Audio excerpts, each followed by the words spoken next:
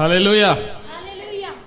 सबको जय मसीह की। एक और बार आप सबको मिलने परमेश्वर ने हमें अनुग्रह किया। तो आज का दिन परमेश्वर ने हमारे लिए बनाया, हम उसके उपस्थिति में आए, प्रार्थना करें, परमेश्वर का वचन को सुने और चंगाई को पाएं, परमेश्वर को आशीष को पाकर हमारा घर जाएं, है ना। तो परमेश्वर आज का दिन हम परमेश्वर के लिए 7 दिन हमारे पास है, लेकिन एक दिन हम परमेश्वर को प्रार्थना करने के लिए, परमेश्वर का वचन सुनने के लिए अपने समय को देते हैं और परमेश्वर जो है उसको आपका जीवन में कई गुना बढ़कर आपको वापस देते हैं। तो वो इस बात को आप याद रखें, परमेश्वर को जो भी आप देते हो, परमेश्वर को प्यार करते हैं, परमेश्वर को आप बेट देते हैं या परमेश्वर को आप समय देते हैं, है ना, जो भी कुछ आप परमेश्वर को आप देते हैं, परमेश्वर उसे कहीं गुना बढ़ाकर आपको वापस देता है। Hallelujah, hallelujah.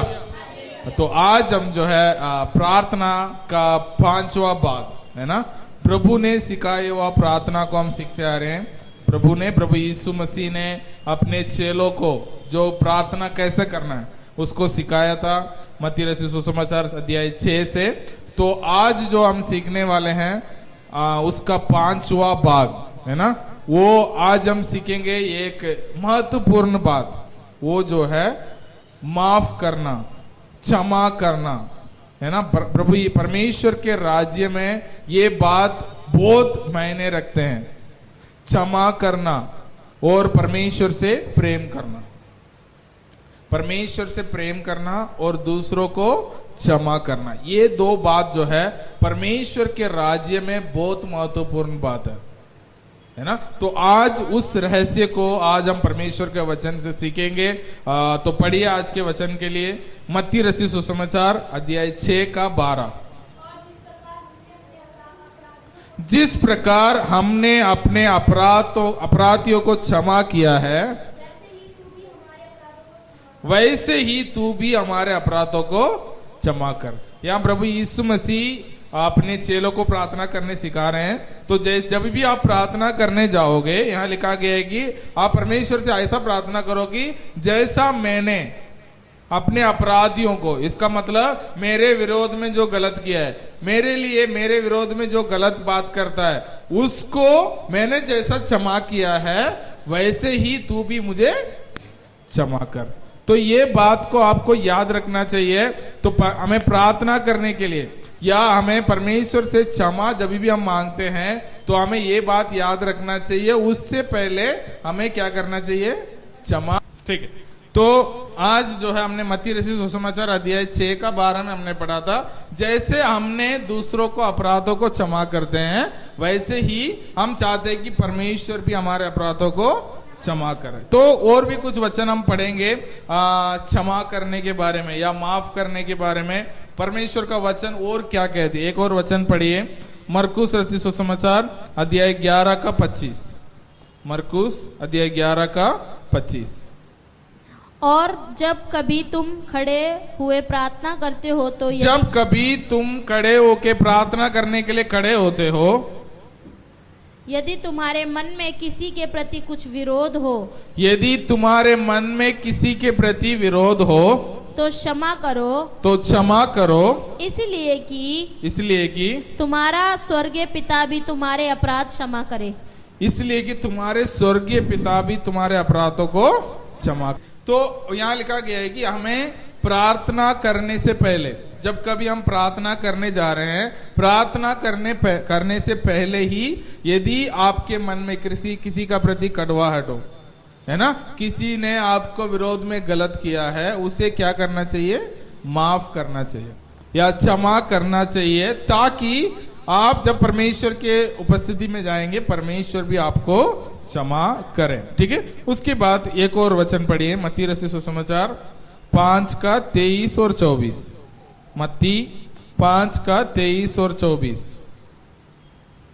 इसलिए यदि तू अपनी भेंट वेदी पर लाए और वहां तू स्मरण करे कि तेरे भाई के मन में तेरे लिए कुछ विरोध है, ठीक है, तो अपनी भेंट वही वेदी के सामने छोड़ दे और जाकर पहले अपने भाई से मेल मिलाप कर और तब आकर अपनी भेंट चढ़ा। ठीक है, तो यहाँ लिखा गया है कि जब कभी आप भेंट चढ़ाने जाते हो तो आपके भाई के प्रति या आपके बहन के प्रति आपके मन में कुछ गलत सोच है तो क्या करो, या किसी के आपके मन में कोई कड़वाहट है। भेंट चढ़ाना मतलब प्रार्थना करना ही मान लो, या प्रार्थना कर रहे हैं हम, कुछ भी परमेश्वर के लिए कर रहे हैं, है ना।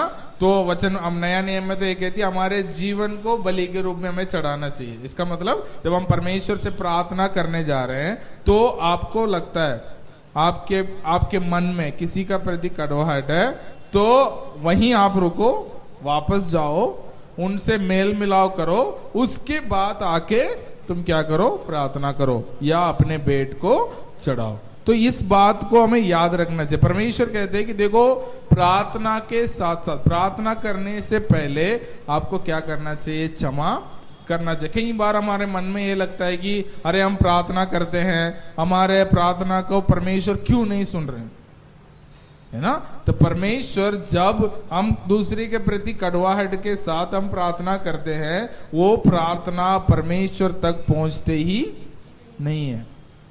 इसलिए जब कभी हमें प्रार्थना करते हैं हमें क्या करना चाहिए, हम दूसरों को माफ करने के बाद ही हमें क्या करना चाहिए, प्रार्थना करना चाहिए। ठीक है, तो माफ कब करना चाहिए, प्रार्थना करने से पहले। तो आज हम पहली बात जो सीख रहे हैं तो क्या कर रहे हैं, हमें माफ कब करना है, प्रार्थना करने से पहले।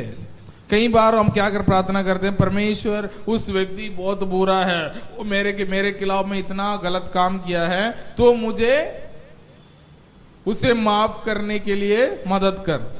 ऐसे भी लोग क्या करते हैं, प्रार्थना करते हैं। तो परमेश्वर उन्हें क्या कहेंगे, तू पहले उसे माफ कर, मैं तुझे फिर मदद करता हूं, मैं फिर तुझे मदद करता हूं। तो क्योंकि परमेश्वर चाहते हैं कि हम क्या करें, एक दूसरे से प्रेम करते हुए रहें, एक दूसरे कोई, इसलिए वचन कहती है कि यदि कोई आपके विरोध में गलत भी करे, यदि एक और वचन में लिखा गया कि यदि कोई अपने गाल पे एक चाटा मारे उनको दूसरा गाल भी दिखाओ। ये परमेश्वर का वचन हमें सिखा दिया है, ऐसा कोई भी धर्म नहीं सिखाती है। हर धर्म में क्या करता है, कोई तुम्हें गलत करता है तो उनके साथ आप वो कर सकते हैं, या कोई गलत करता है उसको दंड जरूर मिलना चाहिए, लेकिन परमेश्वर का वचन क्या कहती है, हमारे मसीह में उनको क्या कहती है, हम उन्हें माफ करते हैं। परमेश्वर के राज्य में क्या करते हैं, हम उन्हें माफ करते हैं, चाहे वो कितना भी बड़ा गलत क्यों ना क्यों। तो पहली बात वो जो हमने सीखा है वो क्या है, हमें प्रार्थना करने से पहले हमें क्या करना चाहिए, माफ करना चाहिए। जब भी हम क्या कर सकते हैं, एक उम्मीद के साथ परमेश्वर के पास जा सकते हैं, जैसा मैंने उस व्यक्ति को माफ कर दिया है तो परमेश्वर से जो मैं प्रार्थना कर रहा हूं उसे मैं ग्रहण करूंगा। कई बार ये कड़वाहट है आपको परमेश्वर से अलग कर देगा, है ना। आप किसी के प्रति बुरा सोचते हैं, किसी के प्रति गलत सोचते हैं, उस मन से आप परमेश्वर के साथ रिश्ता नहीं रख पाएंगे। इसलिए उसको हम क्या कर रहे हैं, परमेश्वर से हम कैसे प्रार्थना करते हैं, हृदय से हृदय प्रार्थना करते हैं, है ना। हमारे आत्मा परमेश्वर की आत्मा से प्रार्थना करती है। जब तक हमारे हृदय में कड़वाहट होगा, दूसरों को प्रति गलत सोच होगा, हम प्रार्थना कर नहीं सकते। मैं कई बार देखता हूं लोग तुरंत लड़ाई करते हैं फिर परमेश्वर से जाके प्रार्थना करने लगते हैं। मैं बोला ऐसे प्रार्थना कैसे कर लेते हैं, ऐसे प्रार्थना कैसे कर लेते हैं। खुद दोनों लड़े होंगे फिर जाके क्या करेंगे, रो के परमेश्वर से प्रार्थना करेंगे। भाई तुमने भी उनको चोट पहुंचाया है, उन्होंने तुम्हें चोट पहुंचाया है, तो तुम पहले उनसे निपटाओ। परमेश्वर का वचन कहती है उसके बाद तुम क्या करो, प्रार्थना करो। तो ये बातों को करते हुए, ये बातों को आपके मन में रखते हुए आपको प्रार्थना क्या नहीं कर सकते हैं, वो हम कर ही नहीं सकते हैं। तो इसलिए परमेश्वर का वचन कहता है हमें क्या करना है, इस बात को, प्रार्थना माफी क्या कब करना चाहिए, प्रार्थना करने से पहले। ये 2 लाइनें, उसका बीच में मैं आना चाहिए। हाँ ठीक है। तो हमें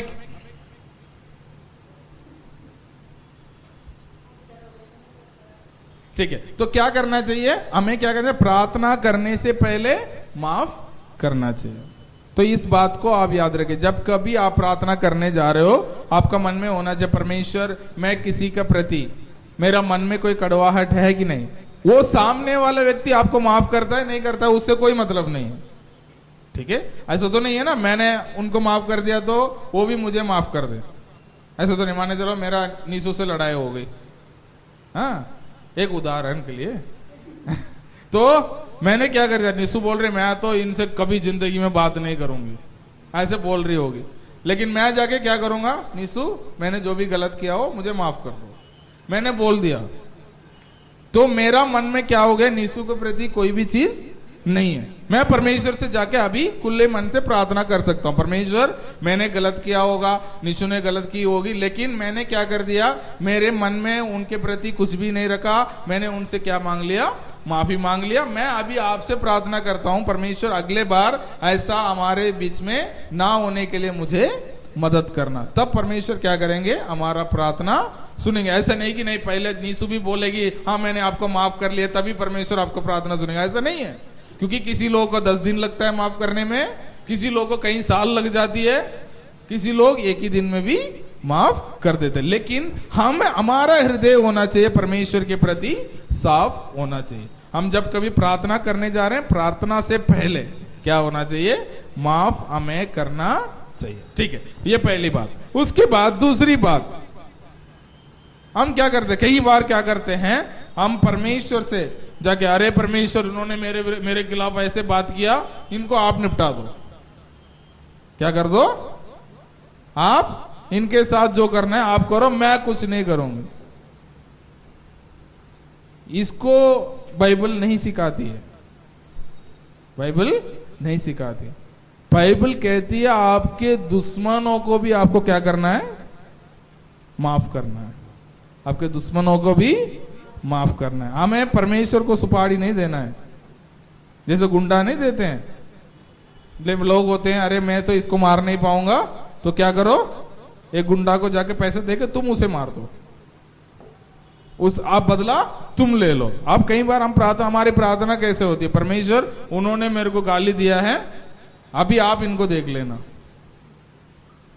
वचन कहती है आपके दुश्मनों को भी आपको क्या करना है, माफ करना है। क्रूस पर प्रभु यीशु मसीह ने क्या किया, जब मर रहे थे यीशु मसीह ने बोला, जिन्होंने उनको मारा, जिन्होंने इनको कायल किया, पूरे दिन इनको परेशान किया, जिन्होंने कांटे का मुकुट इनके सर पे रखा, यीशु मसीह मरने से पहले क्या किया, पिता इनको माफ करना क्योंकि ये नहीं जानते हैं ये क्या कर रहे हैं। मतलब ये मसीहत हमें सिखाती है। यदि कोई लोग हमें परेशान भी करते हैं, परमेश्वर क्या करते हैं, हाँ ये बात सच है, जो क्रिया वो किए हैं उसके बदला उनको जरूर मिलेगी, उनका कर्म का फल जरूर उनको मिलेगी। लेकिन आपका हृदय में क्या होना चाहिए, उनके प्रति कोई भी नफरत नहीं होना चाहिए। ये परमेश्वर हमसे चाहते हैं। जब हम क्या करते हैं, जब हम माफ करते हैं, हम परमेश्वर पर भरोसा करते हैं। ठीक है, परमेश्वर को सुपारी नहीं देते हैं, लेकिन परमेश्वर पर हम क्या करते हैं, भरोसा करते हैं। तो ये बात याद रखना, परमेश्वर के मन में किसी के प्रति है ना, उनके प्रति वो करना है। कई बार ऐसा क्या करते हैं, बाइबल में एक व्यक्ति था, जोना करके एक व्यक्ति है, ठीक है, वो पूरा कहानी है और कभी किसी दिन मैं लूंगा। वो व्यक्ति क्या किया, परमेश्वर ने बोला, बहुत सारे लोग उस देश के लोग पाप करते थे, तो परमेश्वर ने बोला कि तू जाके बोल 40 दिन में तुम लोग खत्म हो जाओगे। क्या हो जाएंगे, 40 दिन में तुम लोग खत्म हो जाओगे। तो योना ने ना के जाके बोला, इन सब लोग ने अपने सारे गलत काम छोड़ दिया, अपने मन को बदल दिया। तो परमेश्वर ने उनको क्या नहीं किया, 40 दिन हो गया, परमेश्वर ने उनको खत्म नहीं किया। तो जोना गुस्सा हो गया। जोना क्या हो गया, गुस्सा हो गया। अरे आपने तो बोला था 40 दिन में खत्म करूंगा, तो मैंने जाके प्रचार कर लिया उन लोगों ने मन फिरा लिया, आपने छोड़ दिया उनको, तो मैं गलत हो गया ना।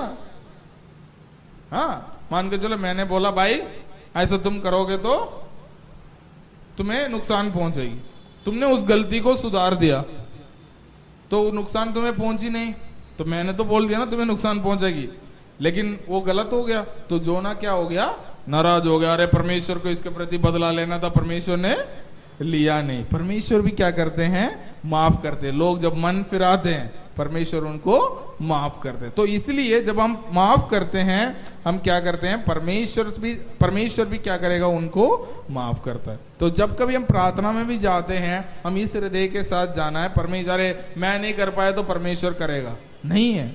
हमारा मन में ये भी होना चाहिए कि मैं भी माफ करता हूं और परमेश्वर भी उन्हें माफ करे।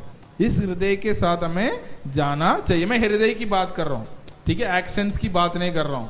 अब क्या कर रहे हो उसकी बात नहीं कर रहा हूं, वो बहुत अलग है, उसमें और कभी हम जाएंगे। क्योंकि हम माफ कर देते हैं फिर भी हम उनसे बात नहीं कर पाते हैं, टाइम लगता है।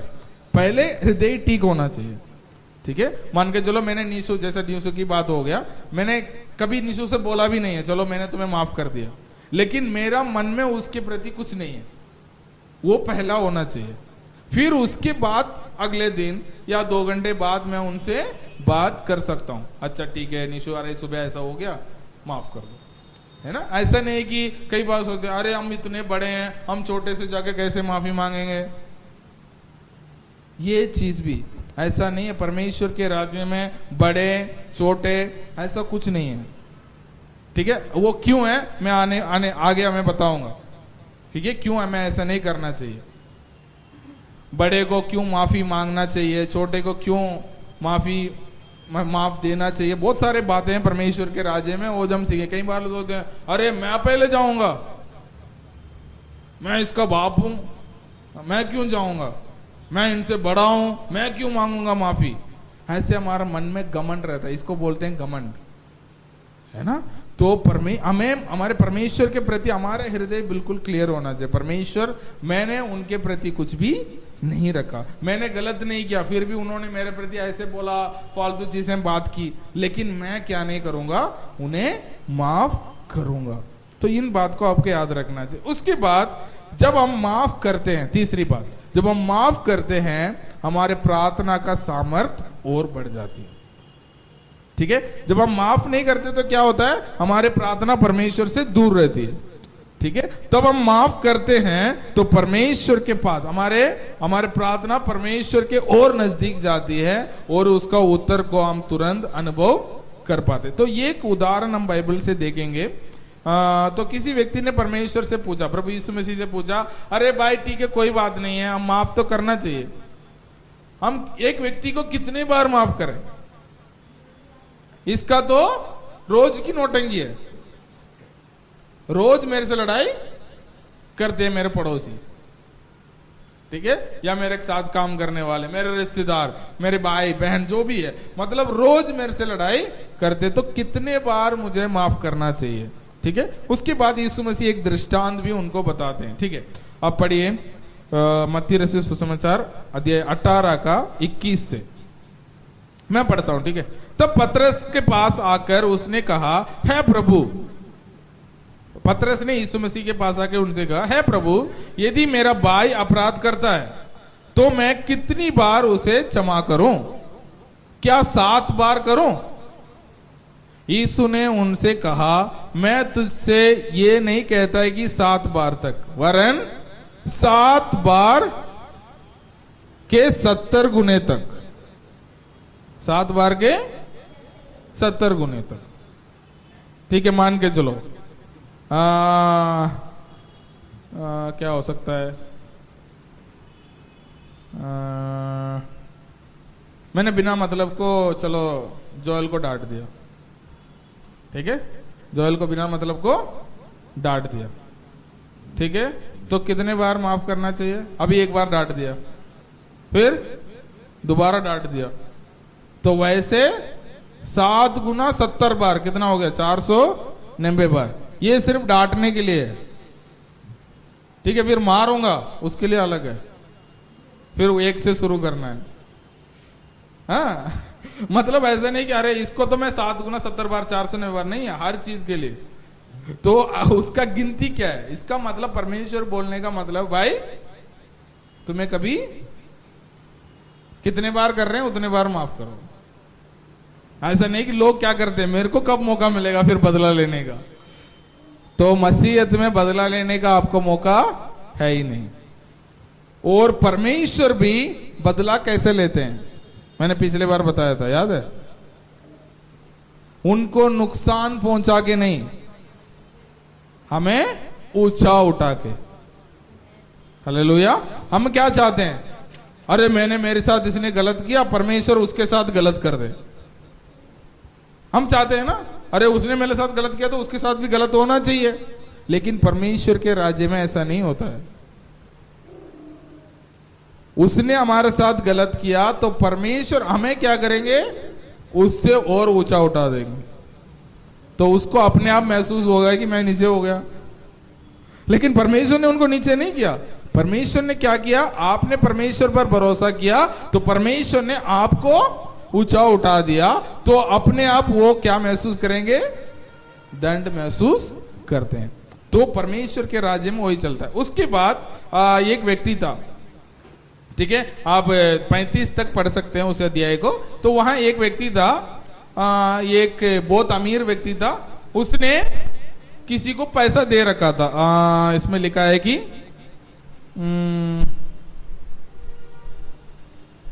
एक राजा के समान एक व्यक्ति था। उसने क्या किया? किसी को 10,000 सोने के सिक्का दिया था। उसने लिया था, मान के चलो उधार लिया, और सारा उसने खर्च कर दिया। तो उसे झुकाने का टाइम आया, उसने झुका नहीं पाया। तो उसने आके राजा को या उस व्यक्ति को पैर पकड़ के रोया, मेरा माफ कर दो। क्या पकड़ के रोया? पैर पकड़ के रोया कि मुझे माफ कर दो, मैं आपके कर्जा भर नहीं पाऊंगा। तो उस राजा ने क्या किया? उनको माफ कर दिया। क्या कर दिया? उनको माफ कर दिया। क्या माफ कर दिया? चलो तुम्हें जितना भी देना था, कितना? 10,000 सोने का सिक्का पूरा माफ कर दिया, तुम्हें देने का जरूरत ही नहीं है। तो वापस चला गया। तो वह रास्ता में जा रहा था तो वहां एक और व्यक्ति था जिसने इससे 100 चांदी का सिक्का ले रखा था। कितना? 100 चांदी का सिक्का ले रखा था। तो ये गया, उसको गला पकड़ लिया, भाई मेरा सोने का सिक्का, चांदी का सिक्का निकाल, 100 मेरे से लिया है। तो उसने इसका पैर पकड़ा, मालिक छोड़ दो, मैं इसको कहीं ना कहीं मेहनत करके आपको झुका दूंगा। इसने बोला नहीं, मैं तुझे नहीं छोड़ूंगा। उठा के बंद गृह में उसे डाल दिया। तब इस बात को एक व्यक्ति देख रहा था खड़ा होकर। अरे उस व्यक्ति ने इसको 10,000 सोने का सिक्का माफ कर दिया, लेकिन इसने कितना लिया था? 100, वो भी चांदी का सिक्का। इसने इसको माफ नहीं किया। तो इस व्यक्ति जो देख रहा था वो जाके उनको बता दिया राजा को, राजा जिस व्यक्ति को आपने 10,000 माफ किया, दूसरे को इसने 10 भी माफ नहीं किया। तो राजा को बहुत गुस्सा आया, उसे बुलाया, अरे तुम्हें भी तो माफ करना चाहिए था, मैंने तुझे माफ किया इतना सारा, तुमने इतने से चीज उसको माफ क्यों नहीं किया? उसे पकड़ के बंद गृह में डाल दिया। तो पढ़िए 34 और 35, 18 का 34 और 35। और उसके स्वामी ने क्रोध में आकर उसे दंड देने वालों के हाथ में सौंप दिया कि जब तक वह कर्ज भर ना दे, जब तक वो 10,000 सोने का सिक्का का कर्जा भर ना दे, तब तक उनके हाथ में ही रहे। हाँ, दंड देने वाले के हाथ में उन्हें दे दिया। हाँ, इसी प्रकार तुम में से हर एक अपने भाई को मन से क्षमा ना करेगा। हाँ, तो यदि कोई हर एक अपने भाई को कहाँ से क्षमा करना है? मुंह से नहीं, मन से। क्या लिखा है? मन से क्षमा करेगा। हाँ, अपने भाई को मन से क्षमा ना करेगा तो मेरा पिता जो स्वर्ग में है, हाँ, तुमसे भी वैसा ही करेगा। तुमसे भी वैसा ही करेगा। तो इसका मतलब क्या है? तो यदि कोई आपके साथ गलत व्यवहार करते हैं, उन्हें कहां से माफ करना चाहिए? मन से। अपने मन से या हृदय से आपको उनको क्या करना चाहिए, माफ करना चाहिए। ठीक है, तो ये तीसरी बात है, हमें क्या करना चाहिए, उनको मन से माफ करना चाहिए। जब हम माफ करते हैं हम परमेश्वर से क्या करते हैं, नजदीक हो जाते हैं, हमारे प्रार्थना में और सामर्थ हो जाती है। ठीक है, जितना हमारे हृदय परमेश्वर का नजदीक होगा उतना ही उसका परमेश्वर के काम जो है हमारे प्रार्थना को उत्तर जल्दी सुनाई देगा, है ना। आपको घर में भी आप देखते होंगे, यदि एक व्यक्ति जो अपने पिता को बोलता है, वो जो भी बोलता है जल्दी हो जाता है, वो किस लिए? जैसा मान के चलो मेरा घर में है, मेरी बहन है, वो कुछ भी बोलेगी हमारे पापा से, वो तुरंत हो जाएगा। 2 दिन में होगा, 3 दिन में होगा, 5 दिन में होगा, कुछ भी होगा। हमारे कई बातें कई साल में भी नहीं होगा। क्यों? गुप्त में बोलती है, नहीं है, उनका रिश्ता बिल्कुल ठीक है। जो भी बातें हैं, गलत है सच है, ये दोनों बिल्कुल बोलते रहते हैं एक साथ में। तो क्या होते हैं, तो उनके मन में बीच में मन के कुछ भी नहीं है, तो ये दोनों बहुत क्लोज है, तो जो भी वो बोलते हैं पापा मान लेते हैं। वैसे ही जब कभी आप कुछ बोलते हैं, आप भी किसी के साथ बिल्कुल क्लोज है, आप जो भी बोलेंगे वो तुरंत आपके लिए करेंगे। तो परमेश्वर के प्रति भी हमारे मन परमेश्वर का जितना नजदीक होगा, तो जितना हमारे मन में जो बुराई चीज है वो हटेगा, उतना हमारे प्रार्थना जो परमेश्वर के उस और नजदीक जाएगा, और हमारे प्रार्थना परमेश्वर सुनता है और उसका उत्तर देता है। उसके बाद और कड़वाहट जो है हमें परमेश्वर से क्या जाती है, दूर लेके जाती है, तो हम पूरे मन से परमेश्वर से प्रार्थना नहीं कर पाते। ठीक है, एक और बात आप याद रखिए, जब हम लोगों को क्षमा नहीं करते हैं, हम क्या करते हैं, परमेश्वर का आत्मा को शोकित करते हैं। परमेश्वर के आत्मा को हम क्या करते हैं, शोकित करते हैं। अब बड़े बड़े पाप करने से, कई बार लोग बोलते हैं आप बड़े बड़े पाप करते हो तो परमेश्वर की आत्मा दुखित हो जाता है। नहीं है, आप बड़े बड़े पाप करते हो तो परमेश्वर की आत्मा आपको कन्विंस करता है, आप जो किया है वो गलत है, ऐसे बताता है। लेकिन जब आप माफ नहीं करते हैं, परमेश्वर की आत्मा दुखित होता है। पढ़िए एक वचन, एफिसियों अध्याय 4 का 29 और 30। कोई गंदी बात तुम्हारे मुंह से ना निकले, कोई गंदी बात तुम्हारे मुंह से ना निकले, पर आवश्यकता के अनुसार वही निकले जो उन्नति के लिए उत्तम हो। आवश्यकता के अनुसार वही निकले जो उन्नति के लिए उत्तम हो। हाँ, ताकि उससे सुनने वालों पर अनुग्रह हो। हाँ, सुनने वालों पर अनुग्रह हो। परमेश्वर के पवित्र आत्मा को शोकित मत करो, परमेश्वर के पवित्र आत्मा को शोकित मत करो। परमेश्वर के आत्मा जो हम में वास करता है उसको क्या मत करो, शोकित मत करो, जिससे तुम पर छुटकारे के दिन के लिए छाप दी गई है। सब प्रकार की कड़वाहट और प्रकोप और क्रोध और कलह और निंदा सब वैभव समेत तुम से दूर किए जाएं। हाँ, यहाँ लिखा गया कि सब प्रकार की क्या है, कड़वाहट और प्रकोप और क्रोध कलह और निंदा, ये सब क्या करना चाहिए, भेदभाव समेत तुमसे दूर होना चाहिए। ये सब आपके मन में है तो कौन दुखित होता है, परमेश्वर की आत्मा। क्योंकि 30 में क्या लिखा है, परमेश्वर की पवित्र आत्मा को तुम शोकित मत करो, और अपने मन से क्या क्या निकाल दो, कड़वाहट, प्रकोप, क्रोध, कलह, निंदा, भेदभाव, ये सबको आपके मन में निकाल दो। इसका मतलब है, सीधा मतलब है, तुम माफ कर दो। किसी के प्रति कड़वाहट मत रखो, किसी के ऊपर गुस्सा मत करो, किसी के साथ भेदभाव मत करो। ये सब तो माफ नहीं करते, तभी तो करते हैं। तो किसी को आप माफ करते हो तो पवित्र आत्मा आपसे प्रसन्न होते हैं। ठीक है, तो पवित्र आत्मा को आप यदि चाहते हैं कि उनको नाराज ना करें, है ना, तो शोकित ना करें, तो आपको क्या नहीं करना चाहिए, किसी को आपके मन में ये सारे बात को रखना नहीं चाहिए, तुरंत माफ कर देना है। ठीक है, उसके बाद 2 बातें मैं एक और बात करके मैं खत्म करना चाहूंगा। पुराना नियम और नया नियम में क्षमा कैसा किया जाता है। ठीक है, तो बता देता हूं पुराना नियम की क्षमा कैसा है। जैसे कि शादी में जो हम देते हैं उसको क्या बोलते हैं, पैसा डाल के देते हैं। जब हम शादी में जाते हैं लिफाफा में पैसा डाल के देते हैं उसको क्या बोलते हैं, अरे गिफ्ट बोलते हैं। लड़की का घर में देंगे तो बोलते हैं कन्यादान, बोलते हैं ऐसा, ऐसा नहीं बोलते, कन्यादान अलग है। फिर और दूसरा देते हैं, नहीं नहीं विदाई के समय नहीं, ऐसे ही शादी में जाके देते हैं गिफ्ट बोलते हैं। लड़का का साइड में देते तो गिफ्ट, लड़की को साइड में जो पापा को जाके देते हैं उसको कन्यादान ही बोलते हैं सर। ठीक है, और उसको क्या करते हैं, लिख के रखते हैं। अच्छा, व्यवहार बोलते हैं, हाँ ठीक है, उसे लिख के रखते हैं, है ना। एक व्यक्ति लिख के रखता है, चलो मान के चलो नीसू ने 500 रुपया दिया, नेहा ने 1000 रुपया दिया, प्रिया ने 2000 रुपया दिया, उन्होंने सिस्टर जी ने 5000 रुपया दिया। ये सब लिख के रहते हैं, किस लिए, हाँ हाँ, तो उनका पड़ेगा तो हम उनका देंगे।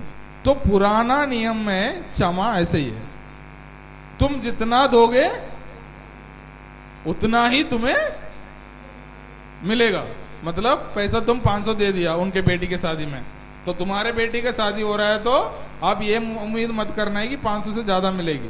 हाँ, वो भला व्यक्ति है तो ज्यादा दे सकता है, नहीं मैं बोल रहा हूं ज्यादा दे सकता है, लेकिन आप जितना दिए हैं उतना ही आप उम्मीद कर सकते हो। उनसे जाके लड़ नहीं सकते हो, अरे मैंने तो 500 रुपया दिया, तुमने भी 500 ही दिया, तो वो बोलेगा तुमने दिया है ना उतना ही तो मैं दिया हूं, कम तो नहीं दिया हूं। मतलब ये हिसाब तो यही होता है, आपके पास ज्यादा है तो आप ज्यादा देते हैं, है ना, वो अलग अलग व्यक्ति का हिसाब है। लेकिन उम्मीद कितना ही करेंगे, जैसे मैं मान के चलो मेरे बेटी का शादी करूंगा तो मैं इतना उम्मीद करूंगा, अच्छा मैंने इतना इतना परिवार को कार्ड दिया है, इन सब कार्ड को मैंने 500-500 दिया है, तो इसका मतलब मेरे बेटी का शादी में भी इतना 500-500 आ सकता है, ये उम्मीद होता है। तो वैसे ही पुराना नियम में क्या किया जाता है, तुम जितना क्षमा करते हो उतना ही तुम्हें क्षमा किया जाएगा। ठीक है, लेकिन नया नियम में क्या है, नया नियम में क्षमा बिल्कुल अलग है। नया नियम में क्षमा ऐसा है, आपने उधार ले लिया हो, आपने उधार ले लिया हो, इसे क्या करना पड़ेगा, उधार आपने पैसे ले लिया तो वापस करना ही पड़ेगा। ऐसा नहीं कह रहे मैंने ले लिया लेकिन दूंगा नहीं, ऐसा बोल नहीं सकते हैं।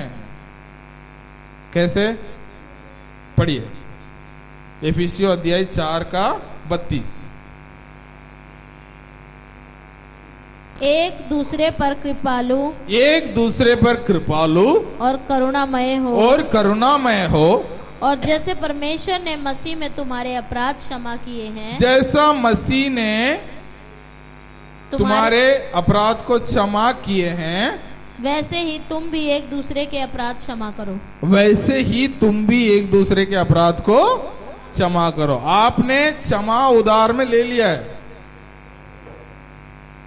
परमेश्वर ने आपको क्या कर दिया, क्षमा ऑलरेडी कर दिया है। तुमने आपने कितना भी बड़ा पाप क्यों ना किया हो, उन सबको परमेश्वर ने क्या कर दिया, क्षमा कर दिया। मान के चलो आपने 1000 करोड़ ले लिया है, आपको जिंदगी भर क्या करना है, उसको झुकाते रहना। आपने शादी में जो पहले देते थे उसमें क्या होता है, आपने जितना दिया आप उतना ही दे सकते हैं, या आप मना भी कर सकते हैं। मान के चलो नेहा मेरे बेटी के शादी में नेहा बोली मैं कुछ पैसा देना चाहती हूँ, तो मैं नेहा से गुस्सा हूं, वो मेल दो मैं नहीं ले रहा, तो इसका मतलब मैं तुम्हें देना भी नहीं पड़ेगा, नहीं पड़ेगा। मैंने उससे 500 लिया नहीं या 5000 लिया नहीं, तो जब उनका कभी परिवार में कोई फंक्शन होगा मुझे भी देना नहीं पड़ेगा। अरे मैंने कौन सा लिया उनसे, तो मैं उनको भी नहीं दूंगा। लेकिन बाइबल में नया नियम में ऐसा नहीं है, सबने जो मसीह में आया है उन्होंने क्षमा पा लिया है। मसीह में जितने भी लोग हैं क्षमा पा लिया है। आपने जितना भी बड़ा पाप क्यों ना हो, सबको परमेश्वर ने क्या कर दिया? क्षमा कर दिया है। तो आपका जिम्मेदारी अभी क्या है? क्षमा करते रहो। आप ये नहीं बोल सकते कि अरे नहीं नहीं मैं तो क्षमा नहीं करूंगा उसे। नहीं, ये आपके ऊपर एक बहुत बड़ा भारी वो पड़ गया है। आपको तो हमें क्षमा करना ही पड़ेगा। तब यीशु मसीह कहते हैं कि जैसा मैंने प्रभु यीशु मसीह में तुम्हारे अपराधों को क्षमा कर दिया है, वैसे ही तुम भी एक दूसरे के अपराधों को क्षमा करो। ये फर्क है पुराना नियम का माफी या नया नियम की माफी है। प्रभु यीशु मसीह जब थे, जो प्रार्थना सिखा रहे हैं, उस समय तक भी यही चल रहा था। जैसा मैंने उनको माफ कर दिया वैसे ही पिता भी मुझे माफ करेगा। लेकिन जब यीशु मसीह क्रूस पर मर चुके थे, उसके बाद ये सब बदल गया। यीशु मसीह क्रूस पर क्या किया? हमारे सारे अधर्मों को माफ कर दिया।